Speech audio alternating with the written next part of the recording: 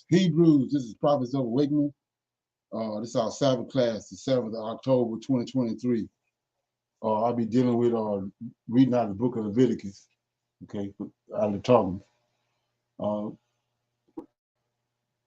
You can go to our YouTube channel, the Prophets of Awakening, check out our videos.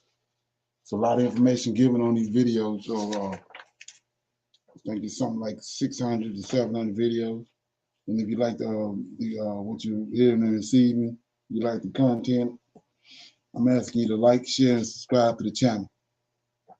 Okay, it'd be greatly appreciated.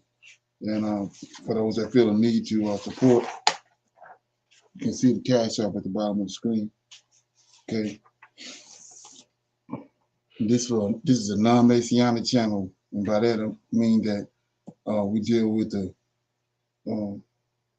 the Old Testament, so-called Book of Remembrance, the Tanakh, and we deal with the Torah, the first 5 books of the Old Testament that was given to Moses, which consists of our laws, statutes, and our judgments that we are obligated to perform. Okay. So with that being said, I want to say shalom and welcome to the channel. Welcome to our Sabbath class. We're going to do our normal, which is a moment of silence,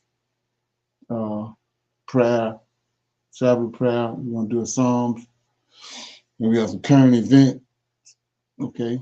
We got some breaking news, and then we deal with our need to know information, open up for some Q&A. Then we're going to our topic, which is the book of Leviticus, reading from it. Okay. So with that being said, this moment of silence is for the Lord host, and all that he's doing is to bring about our prophesied deliverance in these last days. Okay.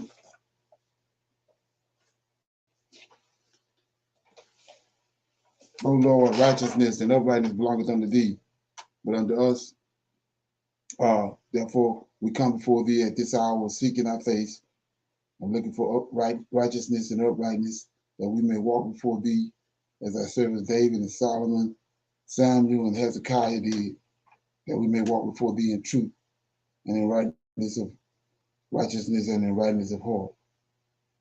For we desire to walk after thee, O Lord, and keep your commandments, your testimony, your statutes with all our heart and soul, to perform the words of the covenant that was written down by your prophets.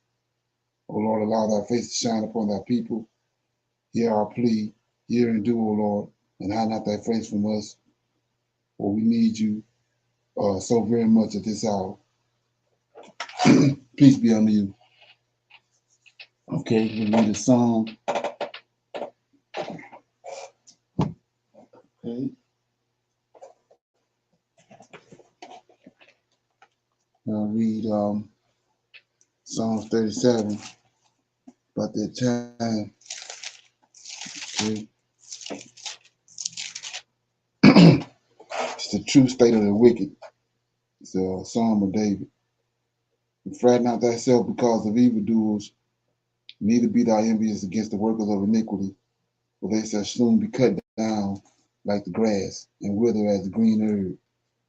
Trust in the Lord and do good, so shalt thou dwell in the land, and verily thou shalt be fed. So I'll read that verse again. bouncing off of last night conversation. Trust in the Lord, do good, so shalt thou dwell in the land, and verily thou shalt be fed. Delight thyself also in the Lord, and he shall give thee the desires of thine heart. Commit thy way unto the Lord. Trust also in him, and he shall bring it to pass. And he shall bring forth thy righteousness as the light, and thy judgment as the noonday. Rest in the Lord, and wait patiently for him. Fret not thyself because of him who prosper in his way, because of the man who bringeth wicked devices to pass.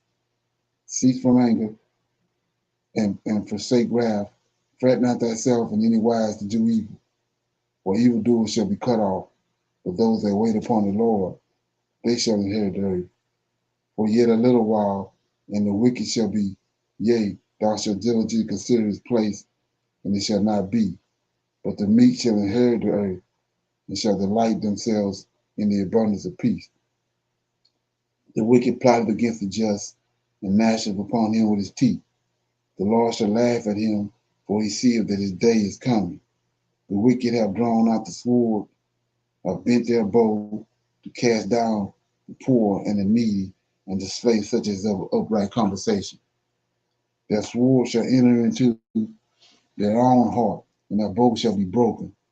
A little that a righteous man have is better than the riches of many wicked. For the arm of the wicked shall be broken, but the Lord upholdeth the righteous. The Lord knoweth the days of the upright, and their inheritance shall be forever. They shall not be ashamed in the evil times, and in the days of famine they shall be satisfied. But the wicked shall perish, and the enemies of the Lord shall be as the fat of lambs. They shall consume, in the smoke shall they consume away. The wicked borroweth, payeth not again, but the righteous showeth mercy and giveth. For such as be blessed of him shall inherit the earth, and they that be cursed of him shall be cut off. The steps of a good man are ordered by the Lord, and he delighteth in his way. Though he fall, he shall not be utterly cast down, for the Lord upholdeth him with his hand.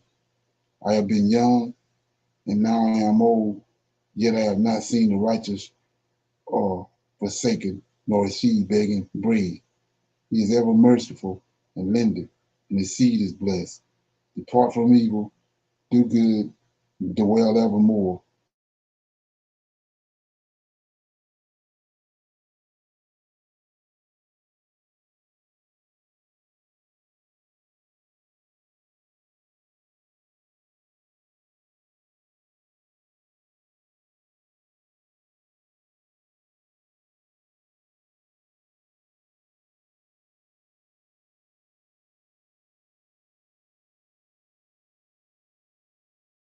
Him. The Lord will not leave him in his hands, nor condemn him when he is judged.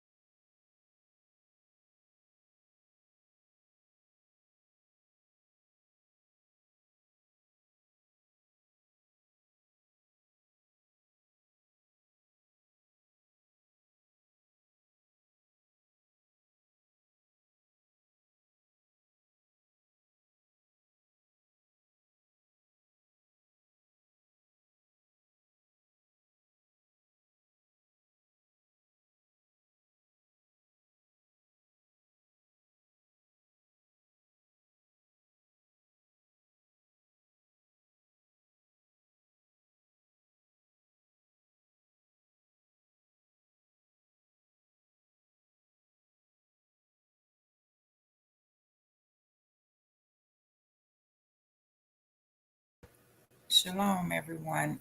Brother Leonard is having technical issues this morning, so um, not sure if he's going to move the class somewhere else this morning. But please check your inboxes. Nisi Coffee, I will inbox you on Clubhouse. Everyone else, I will send a text message to. So just be patient. Yeah, I'm back. Shalom, brother.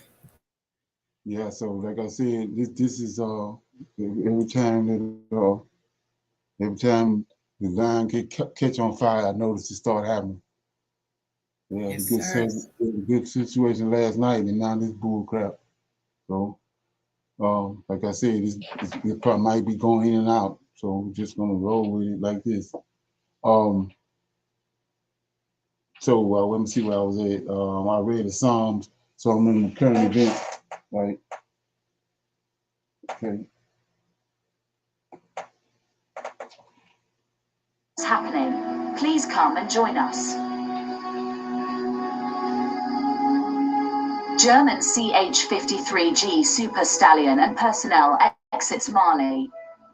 The total withdrawal of the United Nations Multi-Dimensional Integrated Stabilization Mission in Mali, MINUSMA, is underway, with Germany being the latest country to pull its assets and personnel from the country. 5 CH-53G Super Stallion heavy-lift helicopters and personnel from the German Armed Forces have exited Mali after supporting the United Nations mission, MINUSMA, in Gao. The German deployment began in mid-2022 and was part of a larger international effort to stabilize the region and combat terrorism. The helicopters are flown from the Bundeswehr base in Gao to the Malian capital Bamako. From there, it goes back to Germany aboard a civilian Antonov AN-124 transport aircraft.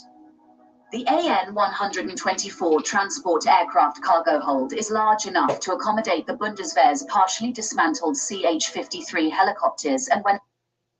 Attention business owners. If you're a business owner, you can get free...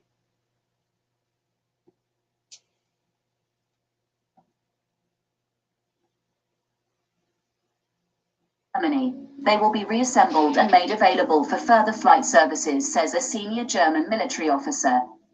The German CH-53G Super Stallions played a vital role in MINUSMA, providing transport and logistics support for UN troops and police. So what these people doing is Russia, and the NATO and all of them is against is trying to usurp it, but they giving all these nations that you see rising up, like I was telling you in Ezekiel 38, the young lions, right? They raising up. Putin is assisting them, but the thing I want to shine light on is, and I keep saying it. You see what's going on in Ukraine. That's where the Khazarians came from. We see what's happening in West Africa. That's where we was at. West. That's where the Israelites was at when they was ran out of the land of Israel. Now, I'll play the video in a minute. But now all hell done broke loose in Israel, where the fake Jews at. So all the chaos is around these three areas. You think that's a coincidence? Okay. So let's check this out. I'll get to that other video in a minute, but let me play this. That was posted, on X. That's where I saw it at, or formerly known as Twitter. This video had gained about over 24 million views. And if you can see on the screen here, this is the video that was got all the views. There's a bunch of brothers lined up in suits. Now, they're taking a picture, and the post at the time was saying that this was a positive image of Black men, in which I view this as a positive image of Black men, not the Pookie and Ray Ray image, not out here looking like a degenerate, but a man that is dressed to look like he's ready to conduct some business out here. That is good to see with Black men. Now, you would think that the people say, yeah, I like to see that, but oh no, they had people that actually condemn this. And I'm not talking about the white supremacists either. I'm not talking about them. I'm talking about some people within our own community. Find out some of them were part of the LGBT community. A few of them, one stud in particular, was upset about this and saying what they think they doing, or they just wearing a suit, was positive about that. A few of them were a couple of feminists that were speaking against these brothers. But what is wrong with black men wearing a suit? Let me tell you something. Just even studies show that men that wear suits are viewed as men that you can take seriously. Number one. Number two, men that wear suits are viewed as successful, even if they're not successful. Putting on a suit, people look at you that way. People know you are serious about your business when you're putting on a suit and tie. Why do you think world leaders of all countries wear suits? It's because that is the way people view you. They're going to respect you. Some people are like, well, you ain't got to wear a suit to be respected. Really? What world leader you see show up in t-shirt and jeans all the time? What world leader you see sagging their pants? Talking about they gonna go speak about what's going on with their economy, or what's going on with their military, or making alliances with different people. What world leader do you see dressed like that? What world leader you see a bunch of tattoos on the neck and looking all high all the time? What world leader you see like that? Pick one. They're not like that. Now, there's a minority of leaders that don't wear suits, but it's a very, very minority, like some of them with Saudi Arabia, Nigeria, that's one of them. But outside of a couple of countries, most of the men throughout the world wear suits. Black men throughout history within the United States of America wore suits, like Dr. King, Malcolm X. People wear suits to go everywhere at one point in time. But we have, I don't know where this came in, where we have reverted to just straight degeneracy, where we are against anything that looks halfway decent or respectful in our community. See, you got to understand, some of them had mamas like Suki Hana and Sexy Red. And so that's what they think that's okay. Some of them have baby daddies like Future, just running out here just making babies and not being with the mama. Some of them have that, so they never really seen real black men. That's unfortunate for them. They didn't really see real black men. But I personally won't take a dude seriously if he doesn't have a presentation that look like he's serious, grooming himself. You can't do no business with me without like that. You just can't. Because I know it's a mentality that goes into that sagging your pants and looking any old kind of way, not even ironing your shirt. These brothers actually got together to go help feed the homeless. But even if they didn't do that, they were just doing it for trying to change the image of black men, which have been put out to the world as just horrible by the white supremacists, of course, and use black folks to do it. Because all these media companies are owned by them. It isn't owned by us. So we have an opportunity now to change the image. And people like to see it because it got 24 million views. So it is a good thing to see brothers change that. Why do you think when I get on this platform on African Diaspora, I'm always wearing a suit for the most part? I am. Why? Because I take what I do seriously, and I understand my position in what I do. And I remember at one point in time, I didn't wear a suit. I used to wear just t-shirts when it was used to be a long time ago, the Advice Show, right? Okay, any comments on that?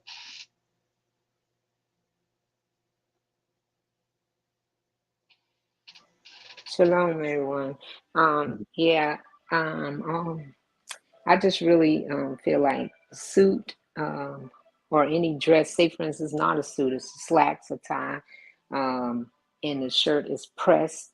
It is an image that gives you that when I look at it, I look at organization and structure, that the person, is taking care of themselves and they care how they appear to society or to someone else. Not that it may not matter to somebody, but it matters to them.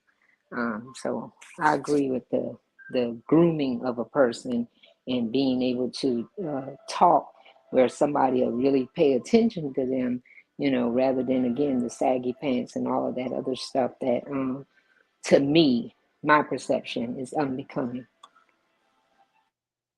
Okay. Anybody else? Okay, got some more information right here. 5 at 6 on your Friday night. I'm Rob Cork. Diane has the night off. More than 100 bodies found improperly stored inside Return to Nature Funeral Home in Penrose. In response, Governor Polis has declared a local disaster emergency in Fremont County tonight. We put together a team to dive into every angle to help you get up to speed on this tragedy.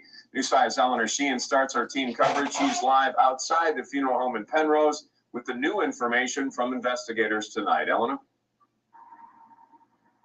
The investigation began this week after neighbors complained of a bad odor, and you can still smell that bad odor coming from the funeral home here in Penrose. Now take a look here behind me. You can see 3 gentlemen in these white suits.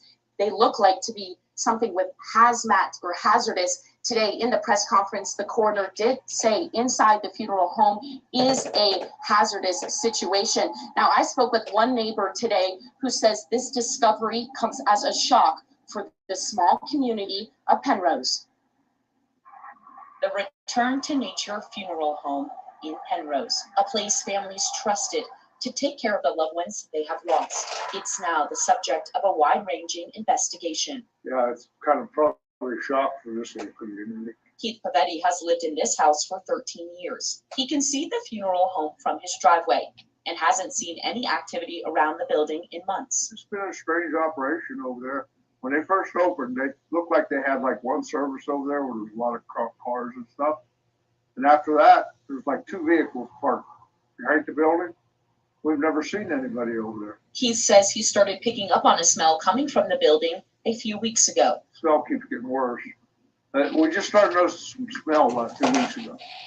And we don't notice it here, but up on that end of the property, we do. That smell led authorities to finding 115 bodies stored improperly inside the funeral home. There of the funeral home where the bodies were improperly stored was horrific. The coroner did not want to go into any more detail about the condition inside the funeral home out of respect for the families impacted, but says it's a dangerous situation for anyone entering inside. Well, we want to process this scene as quickly as possible. The safety of the investigators entering the funeral home is of critical importance. The sheriff says his goal is to make sure every body is treated with respect while getting answers for the families impacted by this discovery. This case is my office's highest priority, and we will do all within our statutory authority in assessing every resource available for the resolution that you deserve. Keith says his... Okay, anybody heard anything about that? Yes, sir. I Okay. did. 115 bodies, that's a lot. And, you Right. know, for you to store up. So I'm a little confused on this. So in the midst of these people being at this funeral home, their body was not viewed before the funeral. Did they have a funeral for these people? I just don't understand how he stacks up 115 bodies and nobody knows it. Like Right. what all the normal routines that happens before a funeral did not take place for these 115 bodies? Right. Right. So understanding these people, and like you said, it's some kind of, they got to come up with some kind of event that, you know, because of what's happening with America. So I'm not saying too much. You go back to the jab. It's gonna come up again. So they didn't call a state of emergency concerning this.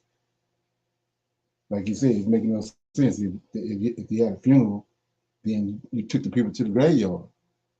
Right. And the family members observed them buried. So where these coming from? It's something gonna come out of this. Believe me. Shalom. Yes, sir. Yeah. I was under the impression that this was a crematory once they had whatever services they were supposed to cremate these bodies. The understanding I got from. Right, that's part of the trick. Then they was thinking the bodies was being cremated, but they wasn't. They took them out and buried them, but that don't even make no sense because it's only going to benefit you to go ahead and get rid of the body. You bring a drum on your own self by not cremating. So it's something going on with that. Yeah. Yes, Shalom. It does sound like something going on with it. It sounds like somebody thought of a quick fix to get money, and we lease a building, say we're going to cremate. We don't even have the crematorial license. It was only open for a few months, and they probably got people's money and then vacated. Right, exactly. Yeah. But the thing that alarmed me is a state of emergency. So that's that's big. Is this something? I remember last year this happened in Indiana also, but I think it was like 30-something bodies found there. But I remember last year they had the same type of incident that happened in Indiana. Right. Shalom, I remember that because during COVID time, I guess funeral homes and all peoples were, it was a time of profit in a time of sorrow, but people were doing everything and anything, stacking bodies and having bodies stacked for days and months. And yeah, it was terrible. Okay. Okay. Anybody else? We got some need to know information right here. Hope you're doing good. Thank you very much for stopping by. Very interesting. It's very late out here, but we stay faithful to you, loyal to our promise to do what we have to do for you. I know many of you watch us every single day, twice a day, so it's just difficult for me to disappoint you. Okay. All right, I'm tired. I should be asleep, but I'm here for you. Thank you very much for supporting us. I appreciate you. This is your first time, feel free to join us. Click on subscribe button so we can see each other more often. Okay, and before we start, let's all do this so we can push our video further. Okay, thank you very much. So now, today we're going to talk about something very interesting. The US Secretary of Defense, Lloyd, came to Africa to have a meeting for the very first time, to have a military international meeting with African leaders. Very, they don't do this very often. Okay, we know America is a big brother in some ways. Big brother that tells you what to do. This is undemocratic. This is unacceptable. Your country is not respecting the human and stuff like that. For the very first time, I'm seeing the US Secretary of Defense having a meeting with foreign entities and foreign leaders. It's very mind-boggling. So let's watch what's here to say. I'm going to make a comment right after. Let's go. The United States Secretary of Defense, Lloyd Austin, addressed U.S.-Africa relations in a press conference held in Angola on Wednesday. The press conference in Angola. Africa deserves better than outsiders. He says Africa deserves better than outsiders bringing the small guns and mercenaries and looking for the proper interest. In other words, he's trying to, throw a jab at Russia. Like, Africa deserves more. Better than just having Russia coming around pretending to want the good things of Africa. I'm also here to underscore an important point, and that is that Africa matters. Africa matters. Africa matters. Wow. Congratulations, guys. You matter. I didn't know that. You do matter. It matters profoundly to the shape of the 21st century world. And it matters for our common prosperity and our shared security. And Africa also matters deeply to the United States and to my boss, President Biden. And I can tell you firsthand that the president believes that Africa's success is crucial to all of our futures. Wow, Africa's success is crucial to all of our futures. Let this soft mineral melt under your tongue to improve vision so you can...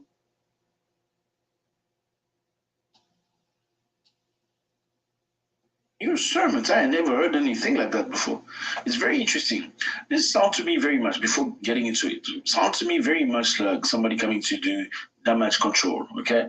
You've done some damage, you've destroyed some things, now you're here trying to fix whatever crap you've done, you know what I mean? I mean, we know that Africa is disregarded. We all know that, right? And I can tell you very quickly that when they went to vote in the United Nations against Russia, asking people to vote against Russia, you know, condemning Russia's actions in Ukraine, many African countries did not vote against Russia. Yes, many African countries pull away. They did not vote against Russia. And I think the United States is coming to its sense. They need to do damage control in Africa, because for many, many years, Africans now perceive America like just this, you know, wannabe perfect entity that thinks they can teach you how to live, what to drink, what to eat. Let's go. The United States is deeply committed to making sure that Africa enjoys all of the protections of the international rules and norms that advance security and prosperity. Africa must enjoy the protection. Well, I didn't know you needed protection. You know, other countries may see African countries as proxies or even pawns. But we see African nations as partners. Okay, so other countries, Russia, seeing Africa as a proxy or pawn. We see Africa as partner. We respect Africa. They don't respect you. The Biden administration believes that the future is being written today in Africa. And we want to move forward together through growing partnerships rooted in mutual cooperation and mutual respect. Mutual cooperation, mutual respect. Wow. America talking about respect. Oh my goodness. Our military cooperation with our African partners today is far stronger than it was just a few years ago. We're working to deepen defense relationships that are rooted in equality and mutual respect. We're looking to deepen defense relationships that are rooted in equality and mutual respect. Interesting. Deepen defense relationships. That's very interesting. Let's stay there. Deepen defense relationships. What does that mean? More military base in Africa. More U.S. military base. That's what deepen relationship, defense relationship means. I mean, how are you going to deepen defense relationships? And by the way, why are we deepening defense relationship again? Is Africa at war? No. What are we deepening this relationship, defense relationship for? To protect against who? Please tell me. To protect against who? I mean, if we're not at war, well, right now, it means you are gaining from this deepened defense relationship, or you just want to establish more bases in Africa all over the place so you can control. Right, let's follow. We're joining hands with new partners and building new coalitions to oppose aggression and uphold sovereignty. Oppose aggression and uphold sovereignty. Aggression from who? We're not aggressed. As far as I know, everybody want to work with us. As far as I know, everybody want to work with Africans. Like, what aggression are we talking about? And we're empowering our partners to pursue locally, nationally, and regionally led solutions to the dangers that they face.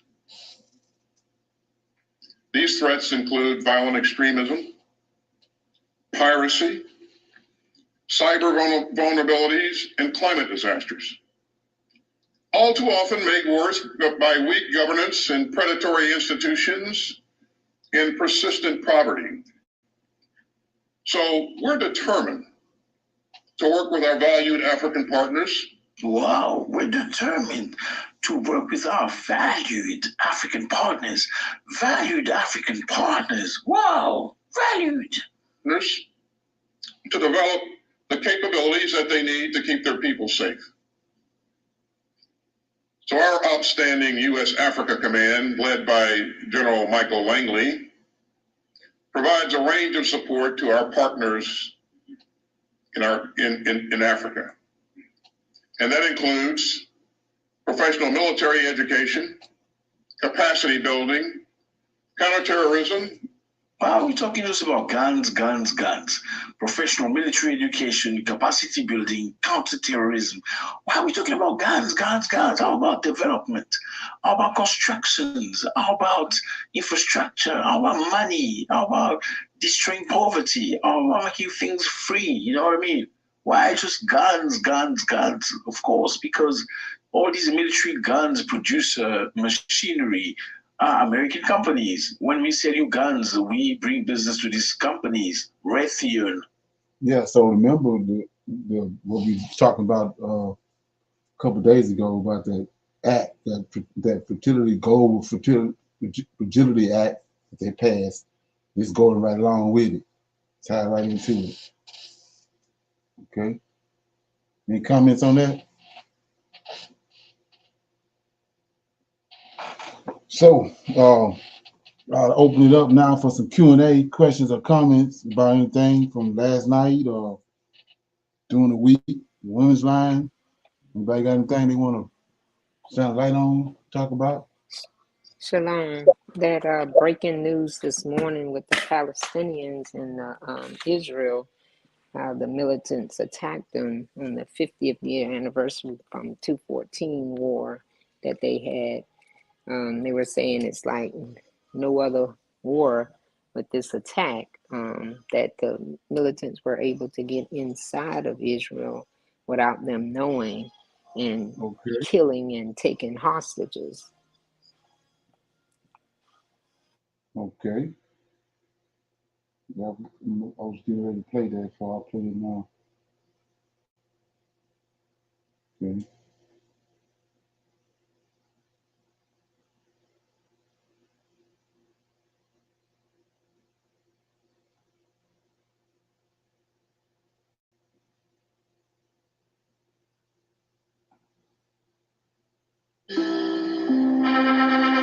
This is an NBC News special report.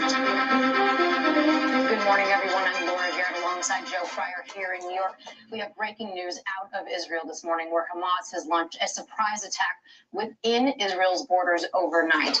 First, launching rockets from the Gaza Strip, then sending militants into the streets of the southern part of Israel. Hundreds of people have been injured. Several have been killed, but that number could be much higher. You are looking at live pictures there. Let's go right to NBC's Raph Sanchez, who is in the south of Israel. Raph, good morning. What is the latest where you are? Joe, Laura, good morning. Israelis woke up today to find their worst nightmares had come true in the form of a massive surprise attack by Palestinian militants from Gaza. As we speak, Palestinian gunmen are inside Israeli cities and towns, something we have never before seen on this scale, and they are fighting running gun battles against Israeli ground forces. Hamas, the major Palestinian militant group that controls Gaza, says they have taken Israelis hostage and they have taken them back inside of Gaza. Now, the Israeli military says this infiltration came by land, by sea, and by air in the form of Hamas gunmen on paragliders infiltrating into Israeli territory. And this was done under the cover of a barrage of more than 2,000 rockets fired in the early hours of this Shabbat morning. Guys, I wanted just to explain to you what the scene is where we are right now. We are on one of the major highways in southern Israel. You would expect this road to be full on a holiday weekend, and instead you can see behind me, this is an Israeli military checkpoint. Israeli forces here are searching all cars that are going past because they do not know at this point where these Palestinian gunmen are, and they are afraid these gunmen may try to be getting north towards Tel Aviv, towards Jerusalem. As we've been here, we have seen just a stream of Israeli special forces driving south towards the Gaza border, and they are heading to confront those gunmen in the towns and cities in the south. Go. Tension. This is an old tension where there's buildup of tension, and the Palestinians will launch an attack in order to punish the Israelis from their perspective for excesses and atrocities. But we haven't seen something like this. This level of sophistication, and to catch the Israelis off guard, and then to keep this operation moving for for hours now. This began at dawn. It is already afternoon in Israel, so this has been going on for multiple hours now. I think it's very likely that we're going to see an escalation in some sort of small-scale war, maybe bigger scale war between Hamas and Israel. And I think we're in the early phases of that right now.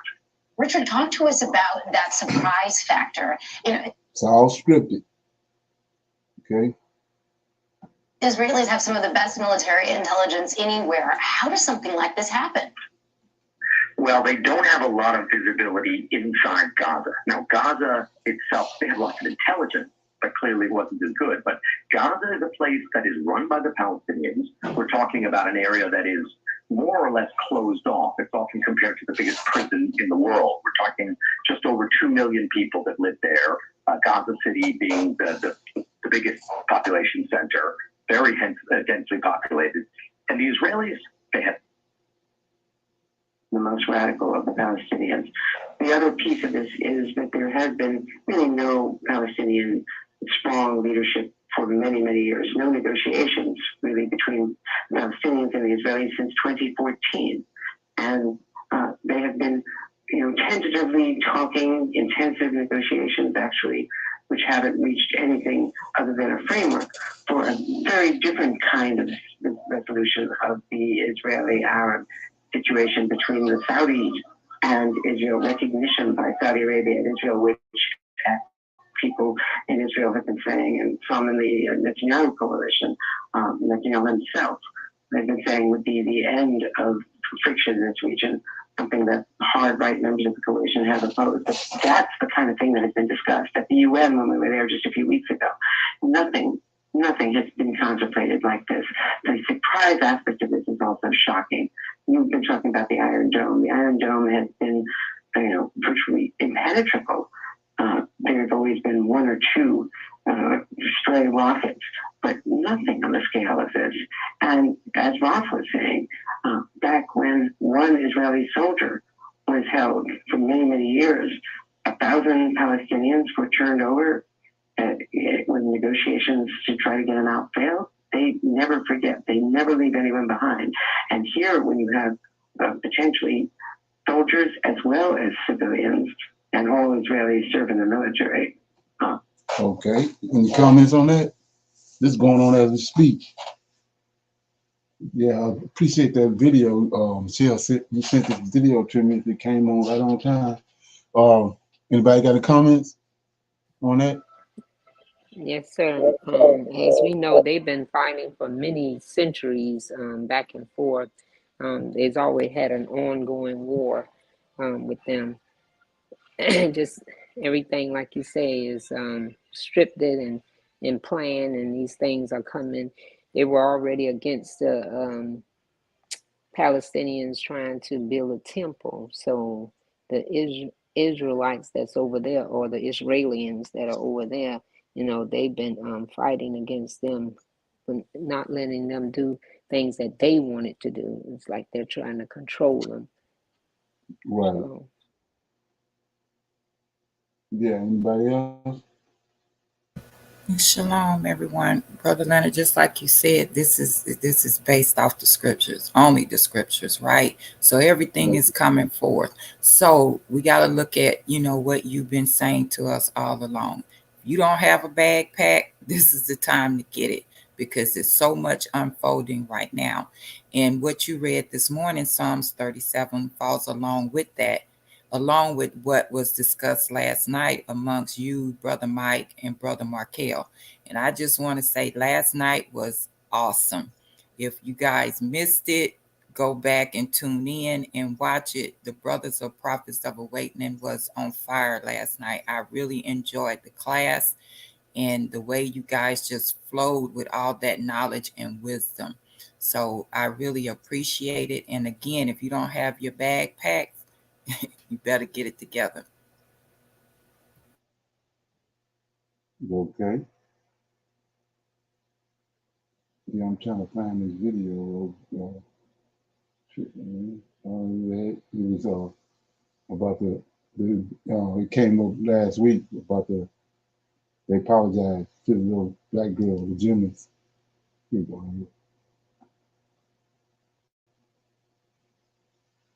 Yeah, we was watching video last week where it's 3 times more people effective in than the flu vaccine at preventing people in colostrum. Ireland had disrespected this little black gymnast. Well, let's check it out.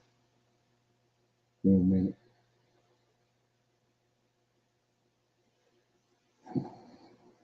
There you go.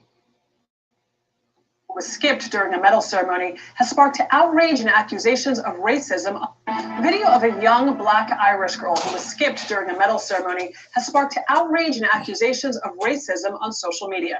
Her story even reached the top gymnast in the world. CBS's Haley Ott has the girl's reaction. Every girl at this Irish gymnastics event gets a medal, apart from one.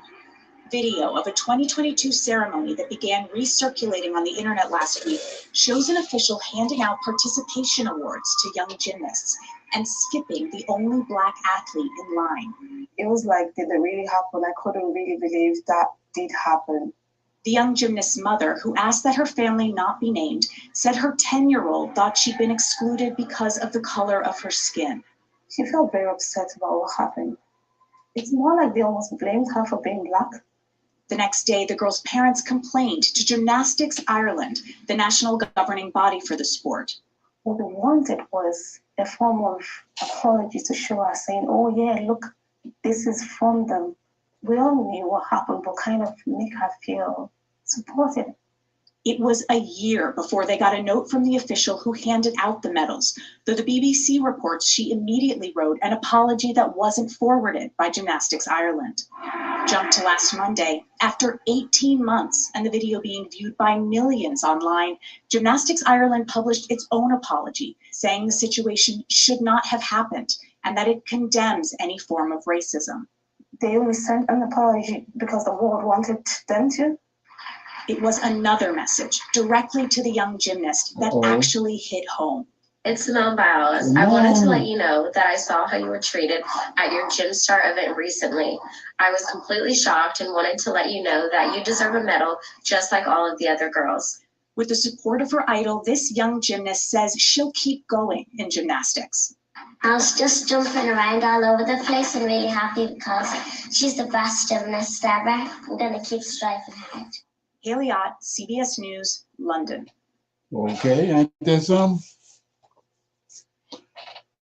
Yes, sir. Okay. Yeah, got Simone to call in. This something? Okay. Yeah. So with that being said, anybody have any comments about anything before I go into the topic? I'll be reading out Leviticus, the book of Leviticus, but I'm reading out of the Targums. Okay, so started reading. Okay, it says, yeah, I just give you a little information about the Targums. It says Targum of America. This is the book. As much as is possible in English, maintains the majesty of the holy language of the Torah. It is not a translation, but this book is not a translation, but an interpretation, verse by verse, based on over 2,000 years of understanding offered by the original interpreters and the great latter Jewish sages and commentators. We're not gonna really. That's the Medamites. So anyway, it says, I start reading out of Leviticus 1:1. It says, since Moses could not come into the communion tent while the cloud rested on it, God called to Moses from the communion tent, saying to him, speak to the Israelites and tell them the following. When you bring an animal as an offering to God, this sacrifice may be taken only from among these mammals, cattle, sheep, or goat, right? Let's look at that right quick before I go start. I want to shine light on something. So he told him right here, what the situation is, the picture, I want to paint the picture what's going on is that they built he gave them all the instructions on how to build a tabernacle in the wilderness. That's before they built the temple. And once they constructed it and set it all up, then he came in the cloud, the same cloud that was in Ezekiel. And like I said, I broke that down. He's not the only one in the cloud. He tells you 4 living creatures in there with him, right? Michael, Gabriel, Raphael. So the cloud came and over the tabernacle, right? So let's look at that. These animals. He told me what animals to use, right? So you say, well, what you talking about? If you go to Genesis, right? Chapter, let me get it. Genesis. Okay.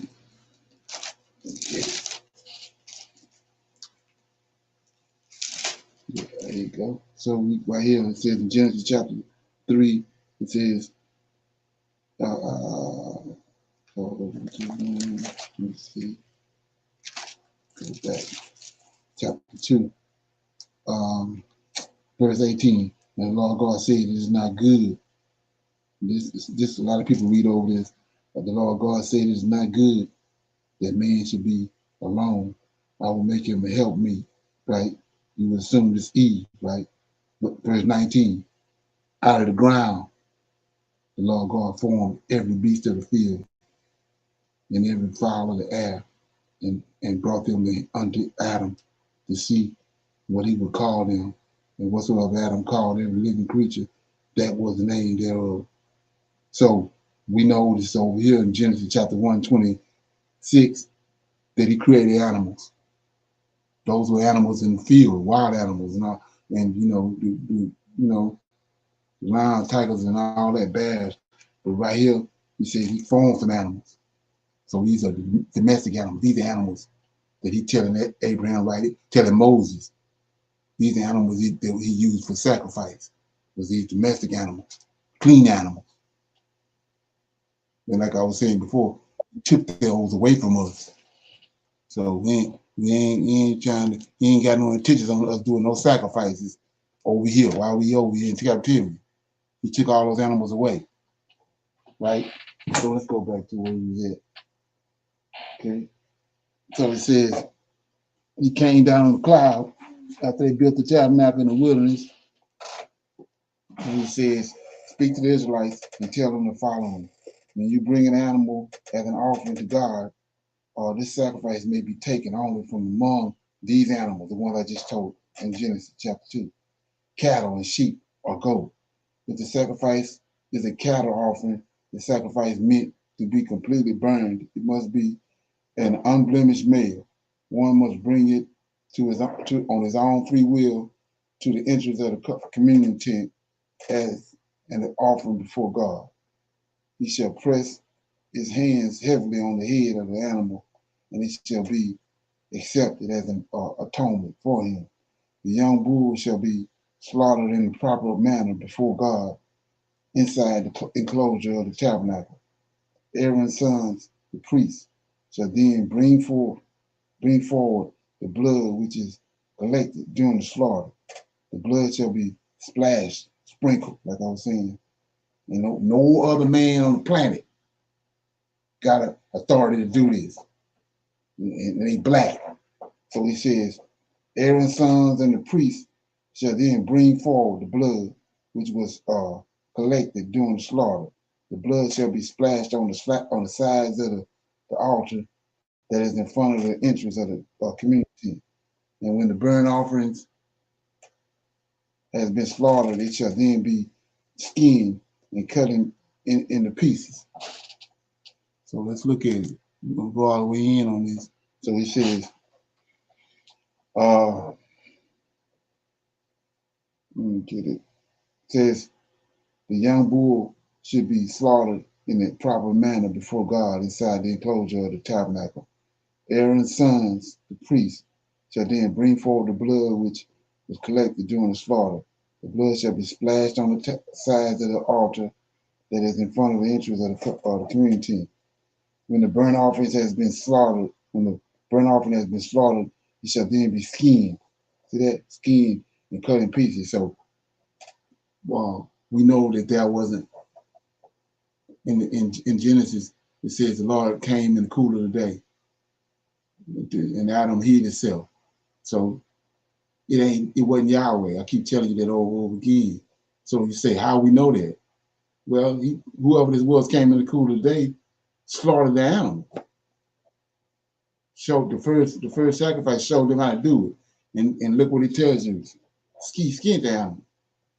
And so why are you saying that? Well, the skin that he skinned the animal with, he put on Adam and Eve and covered them. You think that was Yahweh? Hell no, it wasn't Yahweh. That's another example right there. The Lord of hosts skinned the animal. Showed them how to do that. Then he gave them the skin. Put the skins on Adam and Eve. Cover their nakedness. Let that ferment. So it says, so when the burnt offering has been slaughtered, it shall be then skinned and cut into pieces. Aaron's sons shall place the fire on the altar and add wood to the fire. And Aaron's sons shall then arrange on the top of the burning wood the cut pieces of the offering, the head and the fatty entrails, the membrane, internal membranes, and those organs as they have been taught to identify. The intestines and the legs must be scrubbed clean with water before being placed on the fire. The priest, one of Aaron's sons, shall just direct and assure the proper burning of the animal on the altar as the completely burnt fire offering created a pleasing fragrance to God. So let's go in on that too. So this the process right here. They're going in depth on the process. So this is done 3 times a day. That's what the oblation. That's what the oblation is. The oblation is done 3 times a day. So let's look at that right quick in Daniel.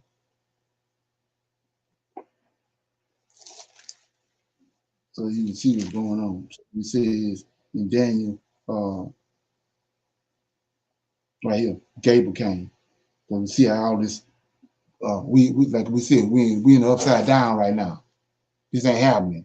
But this is what was happening back in the day when everything was lined up. So they're making the sacrifices. They're doing the oblation 3 times a day.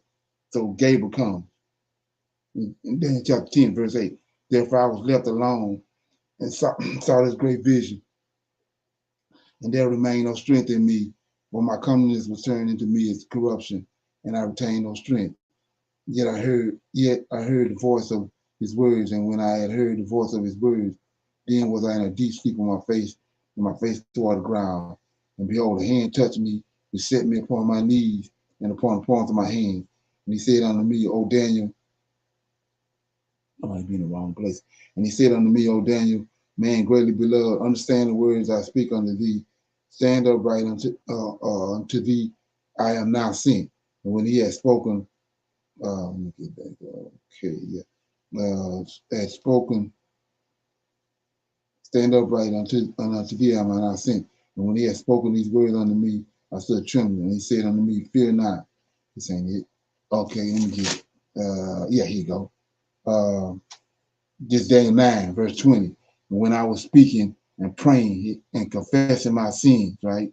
And the sins of my people Israel, and presenting my supplications before the Lord, my God, for the holy mountain of my God. Yea, while I was speaking in prayer, even the man Gabriel, this is the angel Gabriel, whom I had seen in the vision at the beginning, being caused to fly swiftly, touched me about the time of the evening. See that? The evening oblation. See how that's synchronized? So they do this 3 times a day. So the angel ain't come. He wasn't off right at the time of the evening oblation. What we reading over here, what the priests and Levites and Aaron's sons and can't nobody else do on the whole planet.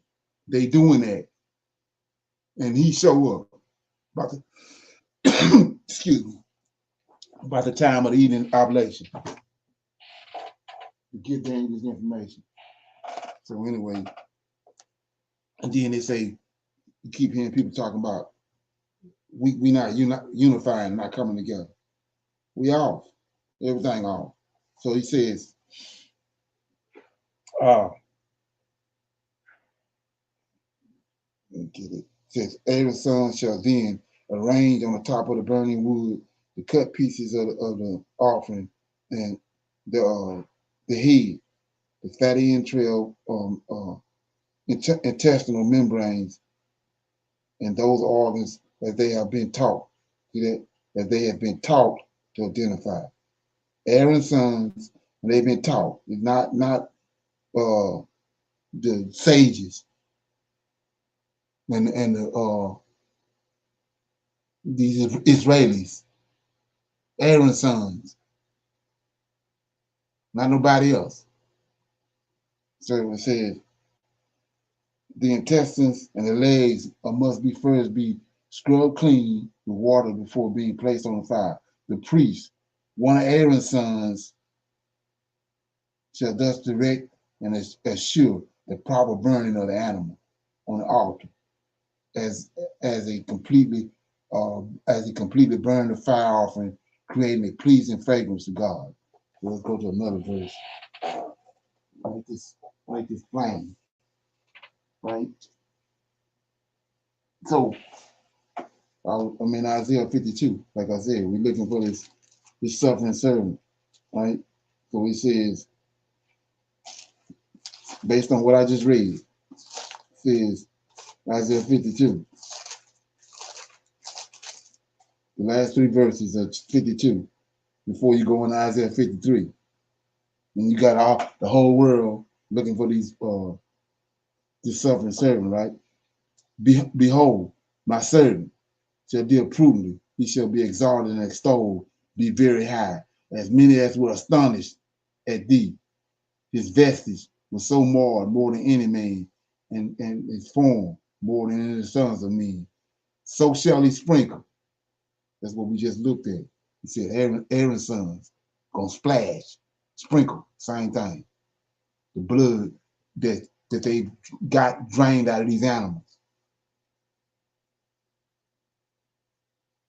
See that? So shall he sprinkle many nations. The kings shall shut their mouths at him. There's more than one of them at him. For that which had not been told shall they see.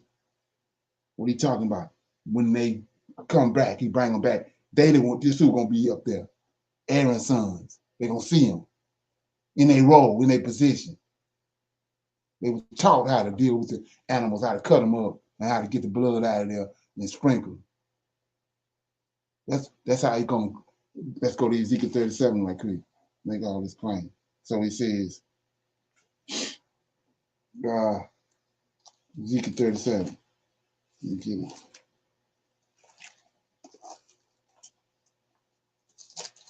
Ezekiel 37 says,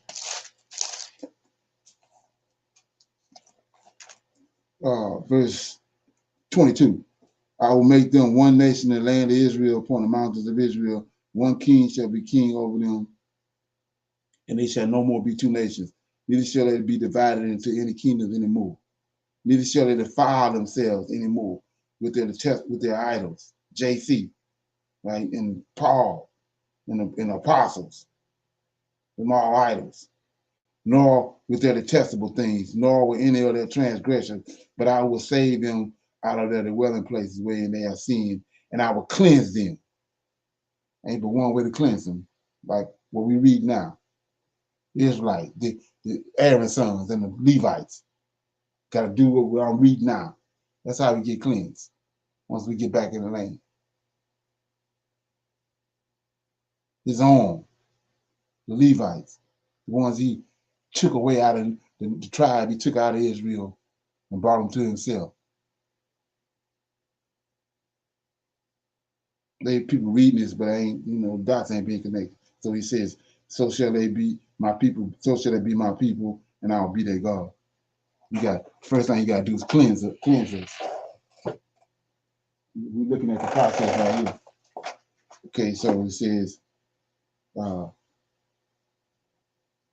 if one's burnt offering is a smaller animal, it shall be taken from the sheep and the goats. One must, like with the bull, present an unblemished male. He shall have his slaughter before God on the north side of the altar, opposite the altar's ramp. The priests, who are Aaron's descendants, shall dash its blood on all sides of the altar. That's dash and sprinkle the same thing. Splash, dash, and sprinkle all the same thing. The animal shall be cut into pieces. The priest shall then arrange these upon the fire on the altar, along with the head and the intestinal membrane. But first, the internal organs and the feet shall be washed with water. The priest shall then complete the offering by burning everything upon the altar. It is a complete burnt offering, create a pleasing fragrance to God. If one burnt offering is a bird, he shall bring a turtle dove or a young common dove whose feathers have not yet been glistened. The priest shall bring the bird and the altar to the altar, and with a fingernail of his thumb, drive it through the back of the bird's neck and sever the spine, the windpipe, and the gullet. After draining the bird's blood on the upper half of the altar, southeast corner, he shall sever the head and burn it on the altar.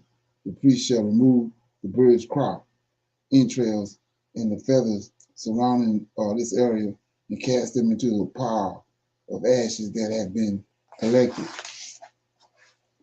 and place it to the east of the altar that morning. He shall partially split the bird apart by its wings, being careful not to separate the parts. He shall then burn it upon the wood fire on the altar. It is a burnt offering for offering that creates a pleasing fragrance to God. If a person presents a meal offering to God, his offering must consist of the finest quality wheat, 1/10 ephah, coarsely ground and sifted. On it, you must pour a log. You must pour a log of olive oil, and a handful of frankincense. You should bring it to Aaron or to the priests, who are Aaron's descendants in his day. And priest shall then scoop out with the three middle fingers of one hand an amount no less than a volume of 2 olives. The priest shall remove the frankincense, then separately burn this wheat portion and the frankincense on the altar as a remembrance fire offering, creating a pleasing fragrance to God. The rest of the meal offering shall belong to the priest. It is a holy of holies among the fire offerings to God. If a person presents a meal offering that was baked in the oven, it may consist either of 10 unleavened loaves made from 1/10 ephah of coarsely ground wheat meal kneaded together with olive oil and warm water, or 1/10 ephah of coarsely ground wheat meal made into 10 flat wafers with a log of olive oil rubbed well into the surface of each mitzvah. If the sacrifice is a pan-fried offering made from 1/10 ephah of coarsely ground wheat meal mixed with 1 olive and then kneaded together with warm water, it shall be fried quickly in olive oil before it has become leavened. All these baked or fried meals offerings first shall be broken into olive-sized pieces. Olive oil shall be poured upon the pieces, and these will then be burned upon the altar. If your sacrifice is a meal offering prepared in a deep pot, olive oil shall be placed into the pot, and then the whole wheat meal placed into the oil. These are the ways you may prepare any of your meal offerings to God. Each shall be presented to the priest who will bring it to the altar. The priest shall then lift out a memorial portion from the meal offering and elevate it by burning it over the altar. It is a fire offering, creating and pleasing fragrance to God. The remaining of the meal offering then belongs to Aaron and his descendants. This is one of God's fire offerings, a holy of holies. Do not make out of leavened dough any meal offering unto God, for you may not burn any fire offering as a sacrifice that is leavened, nor that is sweetened. Although these may be brought as a first fruit offering to God, they are not to be brought up to the altar as a pleasing fragrance to God. Moreover, you must salt every meal offering before they're being placed on the altar. Do not leave out the salt for the meal offering. This salt represents your covenant with God. Moreover, you must also offer salt with your animal sacrifices. When you bring an offering of the first grain, the Omer offering, it should be harvested as soon as it ripens on the stalk. And your first grain offering shall consist of fresh kernels of your best grade of barley, roasted in a prefabricated pan, and then grounded to become a coarse meal. Place olive oil and frankincense on it, just as you would for any other meal offering. Since this is a fire offering to God, the priest shall take the memorial portion from the coarse meal oil and frankincense and burn those on the altar. If one brings before God a peace offering that is from cattle, this offering may be either an unblemished male or an unblemished female. He shall press his hand heavily on the head of the animal, and it shall then be slaughtered at the entrance of the communion tent. The priest, Aaron's descendants, shall dash the blood on all sides of the altar. The portion of any peace offering that is presented as a fire offering to God must include a layer of fat covering all four stomach compartments. Also, be removed from burning the two kidneys along with the fat on them, and the fat attached to the maw to the spleen. The fat where the hind legs extend into the body cavity. The fat of the lobe of the liver next to the kidneys and the diaphragm. The priest, Aaron's descendants, shall burn these on the altar, along with the burnt offerings that may still be burnt on the offering. This is a fire offering, creating a pleasing fragrance to God. If one sacrifice of a peace offering to God is taken from a small animal, this must be an unblemished animal, whether it be male or female. If the sacrifice is a sheep, if the sacrifice is a sheep, he shall present it before God to be slaughtered in front of the communion tent, and he shall press his hand heavily on the head of the animal, and he shall then be slaughtered there. The priest, Aaron's descendants, shall dash his blood on all the sides of the altar. From the sacrifice of the smaller animal as a peace offering, the fire offering of the God, he shall separate out and remove the following: the fat which with the whole of the rump and the tail toward the backbone. All fat that covers all is attached to the stomach, to the kidneys, to the fat that is on them along the flanks, and the lube over the liver near the kidneys. The priest shall burn them on the altar to be consumed as a fire offering to God. If one sacrifice of a peace offering to God is a goat, he shall press his hand heavily upon the head, and it shall then be slaughtered at the entrance of the communion tent. The priest, Aaron's descendants, shall then dash his blood on all sides of the altar. As his fire offering sacrifice to God shall be presented in layers of fat that cover the stomach and all the other fat attached to the stomach. Also to be removed are the two kidneys along with the fat on them along the flanks and the lube over the liver near the kidneys. The priest shall burn them on the altar to be consumed as a fire offering to God, creating a pleasing fragrance to God. All the fat which have been described are not for you. They belong to God. Okay, I'm going to read that again. All the fat which have been described are not for you. They belong to God. You and all your descendants have been given this law for all time. Whenever you may have, when you may live, that you may not eat any fat of these animals that are meant to be sacrificed, nor to any may you consume their blood. Okay, so right there, I want to deal with this right quick before I forget.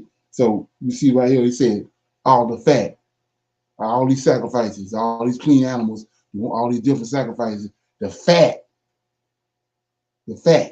belong to Lord of hosts.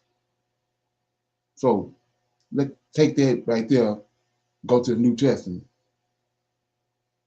They telling you that's done away with. Think about that. All these sacrifices, he said the fat belong to him. So now these clowns that came along and said they killed JC, and now you ain't got to kill no more animals. So how you gonna get the fat? He said forever, the fat belong to him. Come on, let that ferment. Anyway, so another thing, this is one of these things I was telling you about, how you walk the dog with the Lord of hosts. When something come up, you don't understand it. I mean, you feel the need to pray about it, but you gotta wait on him. You're gonna bring it. He ain't gonna bring it when you want to bring it. You're gonna bring it when he want to bring it, when it suffice that he want to give to you. So I always was reading, and I'm quite sure people that saw it too. But remember how he told them when Aaron first was anointed, he told them to take the blood and put it on the tip of Aaron's ear, right? And he told them take the blood and put it on Aaron's thumbs.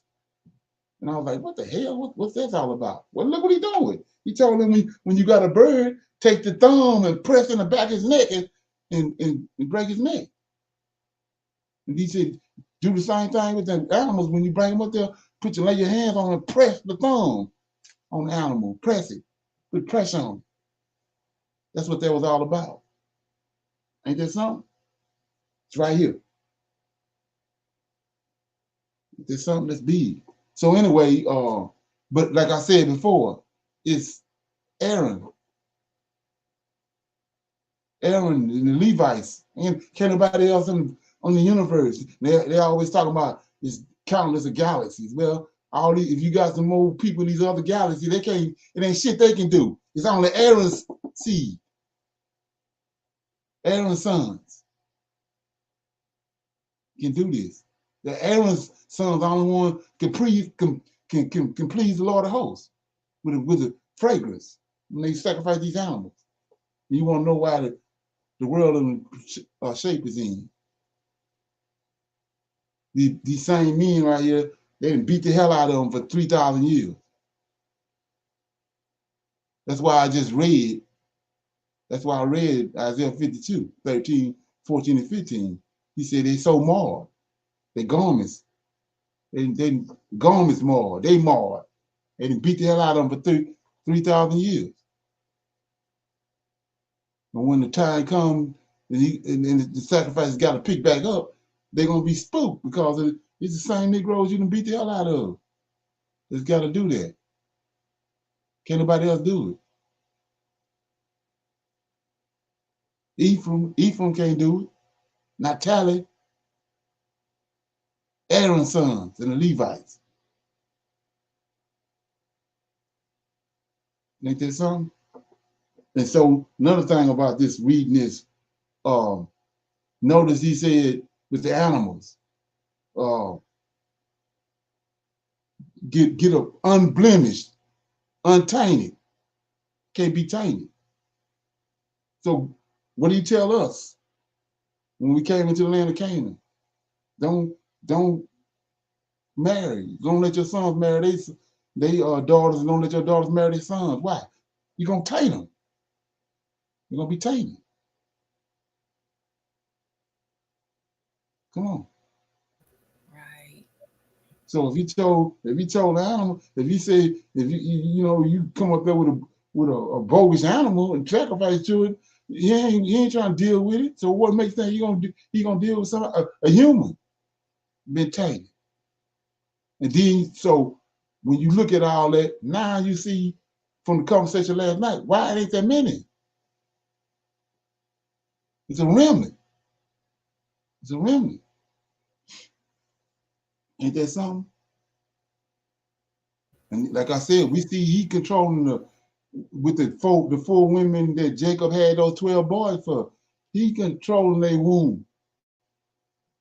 Who get pregnant and what they bring forth and all that. He controlling all that. So just like I said, then you go to David. He told David, I'm gonna raise a son up. I'm gonna raise a son up like you when I get ready. Your lineage is going on, but when it's time is when they get so messed up, I'm gonna raise up. I'm gonna raise up out of that DNA a son just like you to bring them back to me. Like I said, JC can't do that, and the Pope damn sure can't do it. And like I said before, we see how we continuously indirectly keep on excusing him out the equation. But our forefathers, he was constantly in everything they did. But because of JC and what didn't happen to us, we not including them in everything. So if you like cucumbers, and you go every 2 or 3 days, you go to the grocery store to get cucumbers, you got to include them in that. You know what I'm saying? In everything. You searching out knowledge and you searching out this and searching out that, but you ain't including the Most High in it. You keep reverting back to New Testament and reverting back to Gentile ideologies. They ain't how the Hebrews. That's not how the Israelites thought. They included them in everything.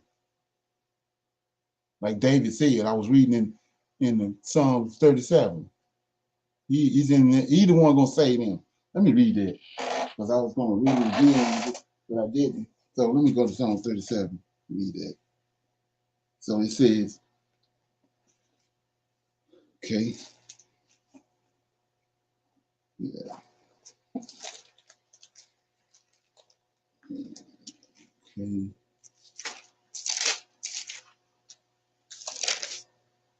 Yeah, it says verse 3, trust in the Lord. This is David talking. Trust in the Lord, do good, so shall thou dwell in the land, and verily thou shalt be fed. Delight thyself also in the Lord. See that? Delight thyself also in the Lord, and he shall give thee the desires of thy heart. Commit thy way unto the Lord. Trust also in him, and he shall bring it to pass. And he shall bring forth thy righteousness as the light, and thy judgment as the noonday. Rest in the Lord. So we see delight in the Lord, trust in the Lord, right? Rest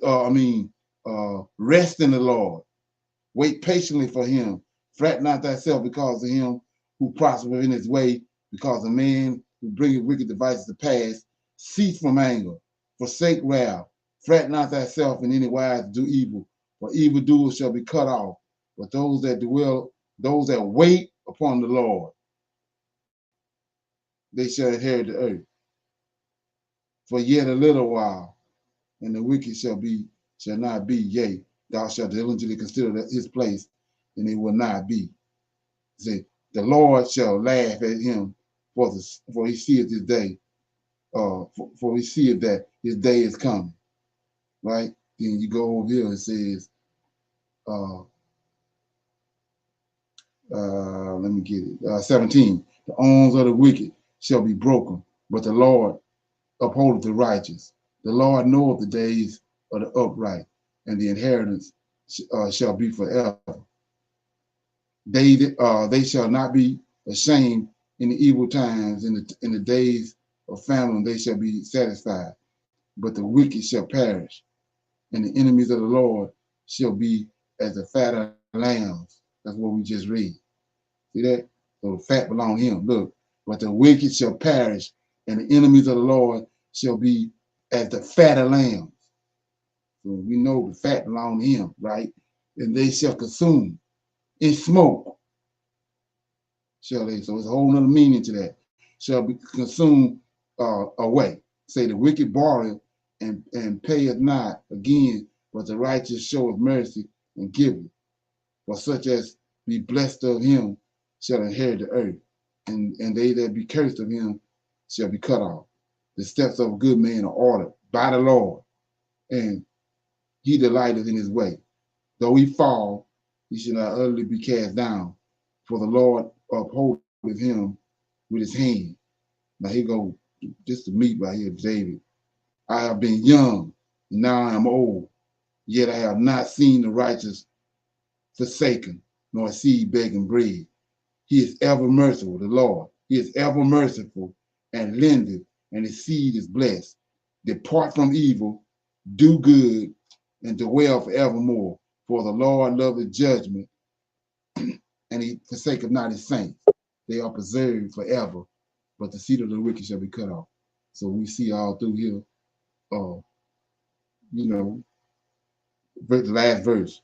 The Lord shall help them and deliver them, and he shall deliver them from the wicked and save them because they trust in him. So like I said last night, we see right here, you ain't got to do shit. All you got to do is get you some Kool-Aid or some popcorn or whatever. You're going to do all the work. David telling you right here. So how David know? Because he did everything, all the work for him. And let's look what Jacob said before I close out, open up for some questions. So look what Jacob said in 48 of Genesis.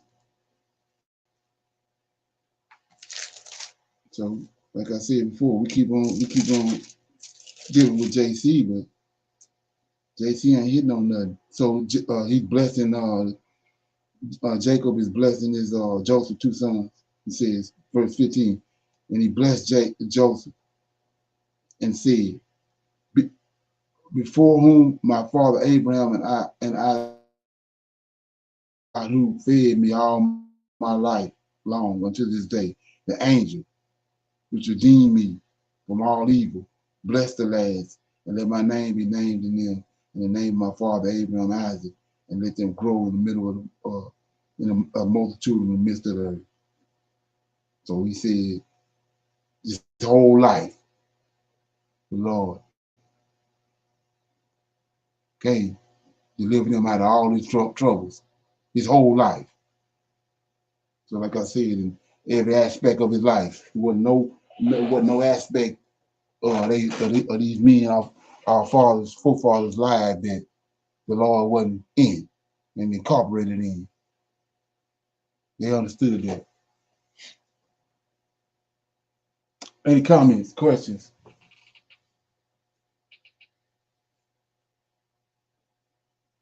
Okay, everybody good? Yes, sir. Yes, hallelujah. Y'all.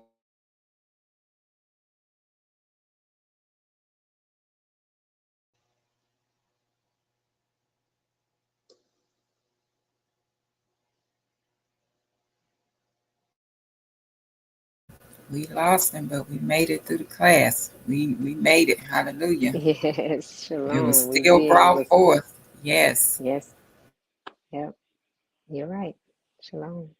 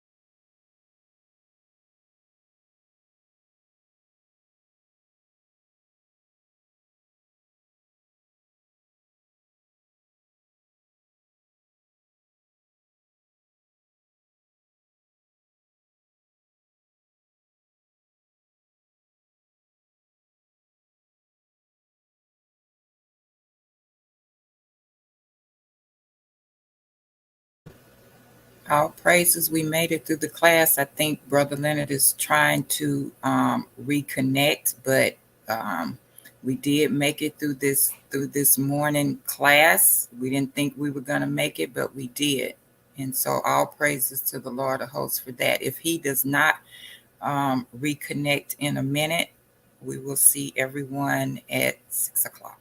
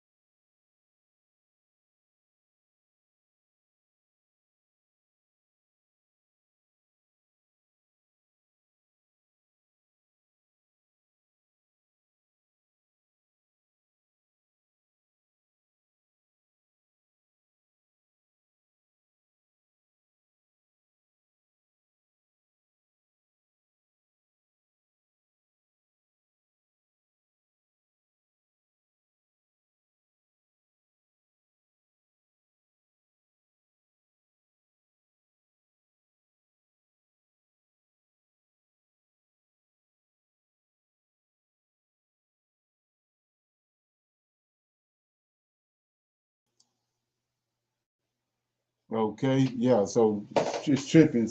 So I'm gonna say shalom, everybody. I'll see y'all this evening at evening Sabbath class. I don't know what's going on. Shalom. Shalom, shalom, shalom.